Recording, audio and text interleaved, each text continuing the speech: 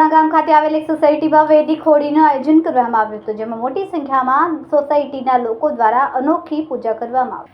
સુરતના પુણા ગામ વિસ્તારમાં આવેલી શાંતિ નિકેતન સોસાયટીના પ્રમુખ જગદીશભાઈ અસોદરિયા અને સરગમ સોસાયટીના દિવ્ય શક્તિ સોસાયટી અને રિદ્ધિ સિદ્ધિ એપાર્ટમેન્ટના પ્રમુખ એમ આજુબાજુની તમામ સોસાયટીના પ્રમુખોએ મળીને સનાતન ધર્મમાં આવતા તમામ તહેવારો ઉજવતા આવ્યા છે। ત્યારે આજ રોજ હોળીનો તહેવાર હોવાથી તમામ સોસાયટીના રહીશો અને અન્ય તમામ પ્રમુખોએ મળીને મોટી સંખ્યામાં એકત્રિત થઈને ગાય માતાના છાણથી તમામ વિધિ વિધાન સાથે હોળી પ્રગટાવી અને ઉતાણી માતાના આશીર્વાદ લઈને હર્ષ અને ઉલ્લાસ સાથે ધૂળેટી રમવાની શરૂઆત કરવામાં આવી।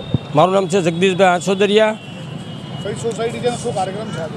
મારી સોસાયટી શાંતિ નિકેતન સોસાયટી છે। શાંતિ નિકેતન સોસાયટી દર વર્ષે અમે આ હોળીનો અહીંયા કાર્યક્રમ કરીએ છીએ અને આ બહુ સારી રીતે જે સોસાયટીના પ્રમુખો છે, સરગમની સોસાયટીના પ્રમુખ છે, દિવ્ય શક્તિ સોસાયટીના પ્રમુખ છે, દાનગી સોસાયટીના પ્રમુખ છે, રિદ્ધિ સિદ્ધિ એપાર્ટમેન્ટના પ્રમુખ છે, બધા પ્રમુખો ભેગા મળીને આ સોસાયટીના ગેટે અમે જે આયોજન કરવી છીએ દર વર્ષે સરસ મજાનું કાર્યક્રમ કરવી ગોઠવણી કરવી છીએ। તો આ લોકો અડકે પડકેના જે માતૃશક્તિવાળા સોસાયટીવાળા પણ એ લોકો પણ અત્યારે અહીંયા આવીને બધા એમ કહે છે કે તમે લોકો જે કાર્ય કરો છો અહીં બધું બહુ સારું કરો છો રેડી। તો એના હિસાબેથી અમારે આ બધાનું સરસ કામ થાય છે એટલે બધા ભેગા થાય છે હળી મળીને અહીંયા એ રીતનું આયોજન અમે ગોઠવણી કરવી છીએ। હોળી અમે કરવી આપણે જે ગાયનું ગોબર આવે તેની આપણે હોળી પ્રગટાવવાની કરવી છીએ આપણે।